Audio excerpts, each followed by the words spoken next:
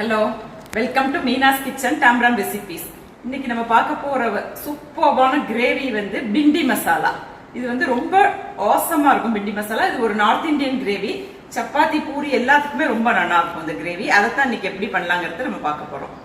இன்னைக்கு நம்ம பண்ண போற பிந்தி மசாலாக்கு நான் வெண்டைக்காயை வந்து ஜஸ்ட் 1லேருந்து 1.5 இன்ச் நீளத்துக்கு கொஞ்சம் லாங்காக தான் கட் பண்ணிக்கணும். கட் பண்ணி எடுத்துட்டு இருக்கேன். இது வந்து எப்படின்னா வெண்டைக்காய் நம்ம வாஷ் பண்ணி ஒரு 3 to 4 hours முன்னாடியே கட் பண்ணி எடுத்து வச்சுட்டோம். நம்ம பிந்தி மசாலா பண்றதுக்கு ஒரு 3 to 4 hours முன்னாடி கட் பண்ணி வச்சுட்டோம். ஏன்னா வெண்டைக்காயில வந்து அந்த வழுவழு தன்மை இருக்கும், அது போயிடும். அப்பதான் அது அப்படி பண்ணினாதான் பிந்தி மசாலா வந்து நல்லா இருக்கும். ஸோ நான் இப்போ கட் பண்ணி வச்சு ஒரு 4 hours ஆயிடுது. இதை நான் அப்படியே ஒரு அயன் தாவால டிரான்ஸ்ஃபர் பண்ணிட்டேன். கட் பண்ணி வச்சுட்டேன் எல்லாத்தையுமே. நெக்ஸ்ட் அதுல ஆயில் வந்து ஒரு 4 to 5 ஸ்பூன்ஸ் கொஞ்சம் ஜாஸ்தி விட்டுக்கணும். எப்பவுமே பிந்தி மசாலாக்கு நல்லா ஃப்ரை பண்ணணும். ஷாலோ ஃப்ரை தான், பட் ஒரு 5 to 6 ஸ்பூன்ஸ் ஆயில் அப்ளை பண்ணிக்கலாம். என்ன ஆயில்னா நீங்க வந்து கடலெண்ணெய் விட்டுக்கலாம், இல்லைன்னா ரீஃபைண்ட் ஆயில் விட்டுக்கலாம். டர்மரிக் பவுடர் அதுல 1 டீஸ்பூன் போட்டுக்கிறேன். நம்ம எப்பவுமே பிந்தி மசாலாலாம் பண்ணும்போது இந்த மாதிரி ஆப்பை தான் எடுத்துக்கணும். ஃபிளாட்டான ஆப்பை எடுத்துக்கணும். அதை நல்லா கொஞ்சம் ஹை ஃப்ளேமில் வச்சுட்டு நல்லா ஃப்ரை பண்ணிட்டுலாம். இந்த மாதிரி ஸ்டேஜில் நம்ம கொஞ்சமாக சால்ட் ஆட் பண்ணிக்கலாம் டேஸ்ட்டுக்கு. இப்போ நம்ம பிந்தி ஆயிலில் நல்லா ஃப்ரை பண்ணிட்டோம். ஆல்மோஸ்ட் ஒரு 80 to 90% இது ஃப்ரை ஆகிருக்கும். அப்புறமே பிந்தியை நம்ம ஃப்ரை பண்ணும்போது ஹை ஃப்ளேமில் வச்சு ஃப்ரை பண்ணாதான் அந்த கலர் ரீட்டைன் ஆகிக்கும். அதுக்கப்புறம் நமக்கு அந்த பிசு பிசுன்னு இருக்காது, கிறிஸ்பாவும் இருக்கும். அந்த பிந்தியில் உள்ள அந்த வழுவழுப்பு இல்லாமல் இருக்கும்.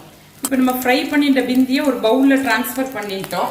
அதுக்கப்புறமா சட்டியில் ஒரு 2 to 3 ஸ்பூன்ஸ் ஆயில் விட்டுக்கலாம். ஆயில் சூடானவுடனே அதில் 1 ஸ்பூன் ஜீரகம் ஃப்ரை ஆன அப்புறமா ஜிஞ்சர் கார்லிக் குட்டி குட்டியாக கட் பண்ணி வச்சுருக்கேன், சாப் பண்ணி வச்சுருக்கேன். ஜிஞ்சர் கார்லிக் ரெண்டையுமே 1 இன்ச் ஜிஞ்சர், ஒரு 3 to 4 கார்லிக். இது ஜஸ்ட் ஒரு 15 செகண்ட்ஸ் நம்ம நல்லா ஃப்ரை பண்ணிடலாம் ஆயிலில். நெக்ஸ்ட் ஆனியன், ஒரு ஆனியன், பெரிய ஆனியனை இந்த மாதிரி சாப் பண்ணி வச்சுருக்கேன் குட்டி குட்டியாக. அதையும் இதில் அப்படியே ஆட் பண்ணிடலாம். ஆனியனையும் ஆயிலில் நம்ம நல்லா ஃப்ரை பண்ணிக்கிறோம். ஆனியன் நல்லா ஃப்ரை ஆகிக்கட்டும். அதுக்குள்ளே நான் வந்து மிக்சியில் 3 டொமேட்டோ எடுத்துட்டுருக்கேன். ரொம்ப குட்டி டொமேட்டோ தான் இது, medium size tomato. Suppose tomato பெருசாக இருந்தது அப்படின்னா 2 எடுத்துட்டா போகிறோம். இதை வந்து அப்படியே நம்ம கட் பண்ணி அரைச்சின்னு வந்துடும். டொமேட்டோ பியூரியாக பண்ணிக்க போகிறோம் நம்ம. இப்போ ஜிஞ்சர் கார்லிக் ஆனியன்லாம் போட்டு நல்லா ஃப்ரை பண்ணிட்டோம். ஒரு 30 செகண்ட்ஸ் நல்லா ஃப்ரை பண்ணிட்டோம். ஆனியன்லாம் நல்லாவே வதங்கிடுச்சு, பச்சை வாசனை போயிருக்கும். ஸோ இந்த மாதிரி இருக்கும்போது நம்ம அரைச்சி வச்சுட்டு இருக்கிற அந்த டொமேட்டோ பியூரி, இது பச்சை டொமேட்டோவை அப்படியே அரைச்சி வச்சுருக்கேன். அதை அப்படியே இதில் ஆட் பண்ணிடலாம். இப்போ நம்ம டொமேட்டோ பியூரி ஆட் பண்ணிட்டோம். நெக்ஸ்ட் அதில் 1 டீஸ்பூன் டர்மரிக் பவுடர், டேஸ்ட்டுக்கு சால்ட் நம்ம ஏற்கனவே பிந்தியில் ஆட் பண்ணிட்டு இருக்கோம் ஃப்ரை பண்ணும்போது. ஸோ கொஞ்சம் கேர்ஃபுல்லாக பார்த்து ஆட் பண்ணிக்கணும். கொரியாண்டர் பவுடர், அதாவது தனியா powder 1 spoon. Next cumin powder 1 spoon, jeera powder, அப்புறமா காரத்துக்கு ரெட் சில்லி பவுடர்.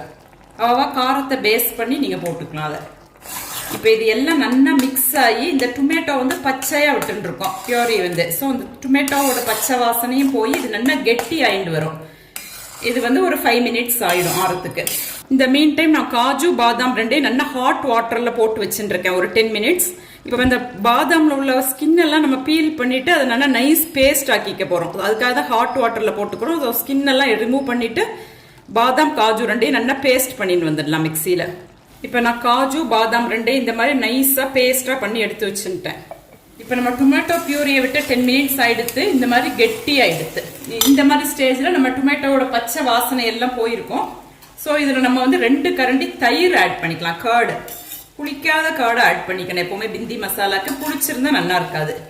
ஜஸ்ட் இது ஒரு 2 மினிட்ஸ் நல்லா இதோட மிக்ஸ் ஆகிக்கட்டும். கர்டு மற்ற எல்லா இன்க்ரீடியன்ஸும் நல்லா மிக்ஸ் ஆகிடட்டும். அதுக்குள்ளே நான் 1 ஆனியன், 1 டொமேட்டோ, 1 கிரீன் சில்லி 3 எடுத்துட்டுருக்கேன். அதை இந்த மாதிரி செதிலாக கட் பண்ணி எடுத்துட்டுருக்கேன். ஆனியன்லாம் இந்த சைஸ்க்கு. அதே மாதிரி டொமேட்டோவும் கொஞ்சம் பெருசாக நம்ம எடுத்துக்கணும். கிரீன் சில்லியை வந்து 4 வகுந்து எடுத்து வச்சுட்டுருக்கேன். இதை வந்து அப்படியே இன்னொரு சட்டியில் டிரான்ஸ்ஃபர் பண்ணிடலாம் நம்ம. அதுக்கப்புறமா அதில் ஒரு 2 ஸ்பூன்ஸ் ஆயில் விட்டுக்கலாம். சால்ட் வந்து கொஞ்சமாக இதோட டேஸ்ட்டுக்கு, இந்த நம்ம போட்டுருக்கிற வெஜிடபிளோட டேஸ்ட்டுக்கு சால்ட்டு. இப்போ இதை ஹை ஃப்ளேமில் வச்சு நல்லா வதக்கிக்க போகிறோம் ஆயிலில். அதுக்குள்ளே நம்ம கர்டு விட்டுட்டு 2 மினிட்ஸ் ஆயிடுத்து. இதில் எப்பவுமே கர்ட்லாம் விட்டுட்டு ரொம்ப நாள் கொதிக்க வேண்டாம். ஸோ கர்டு விட்டுட்டு அப்புறமா ஒரு 2 மினிட்ஸ் கழிச்சு நம்ம அரைச்சி வச்சுருக்கோம் இல்லையா காஜு பாதாம் பேஸ்ட், அதை அப்படியே அதில் ஆட் பண்ணிடலாம். பாதாம் பேஸ்ட் போட்டு இந்த மாதிரி கொதிக்க ஆரம்பிச்சோன்னு நம்ம ஃப்ரை பண்ணி வச்சுருக்கிற பிந்தியே இதில் அப்படியே ஆட் பண்ணிட்டுடலாம். இப்போ இந்த ஆனியன், டொமேட்டோ, கிரீன் சில்லி ரெண்டையும் இந்த மாதிரி நல்லா சாட் பண்ணிட்டோம். ஜஸ்ட் 1 நிமிஷம் ஹை ஃப்ளேமில் வச்சுக்கணும். அப்படியே நல்லா ஒரு 2 ஸ்பூன்ஸ் ஆயில் விட்டுட்டு இதை மாதிரி வதக்கிட்டோம். அதை இது அப்படியே அந்த பிந்தி மசாலால நம்ம டிரான்ஸ்ஃபர் பண்ணிடலாம். பண்ணிட்டு ஸ்டவ்வையும் ஆஃப் பண்ணிட்டேன். இப்போ எப்பவுமே பிந்தியை போட்டப்புறம் ரொம்ப நாள் கொதிக்கப்படாது. ஏற்கனவே நம்ம பிந்தியை வந்து நல்லா ஆயிலில் ஃப்ரை பண்ணியிருக்கோம், ஷாலோ ஃப்ரை பண்ணி தான் போட்டிருக்கோம். அப்புறம் இந்த ஆனியன், டொமேட்டோ எல்லாமே நம்ம 1 நிமிஷம் அதையுமே நல்லா குக் பண்ணி தான் போட்டிருக்கோம். ஸோ இப்போ ஸ்டவ் ஆஃப் பண்ணின அப்புறமா கசூரி மேத்தி 1 ஸ்பூன் அதை நம்ம நல்லா க்ரஷ் பண்ணி இதில் ஆட் பண்ணிடலாம். இது எல்லாத்தையும் நல்லா மிக்ஸ் பண்ணி விட்டுட்டோம்னா இப்போ பிந்தி மசாலா ரெடி ஆகிடும் நமக்கு. இப்போ நம்ம சூப்பர் டேஸ்டியான பிந்தி மசாலா ரெடி பண்ணிட்டோம். இதில் வந்து 1 ஸ்பூன் கொரியாண்டர் லீவ்ஸ் கார்னிஷ் பண்ணிடலாம். நம்ம டேஸ்டியான பிந்தி மசாலாவை எல்லாருமே ட்ரை பண்ணி பார்த்து எப்படி இருக்குங்கிறதுக்கு எனக்கு கமெண்ட் கொடுங்க. தேங்க்யூ.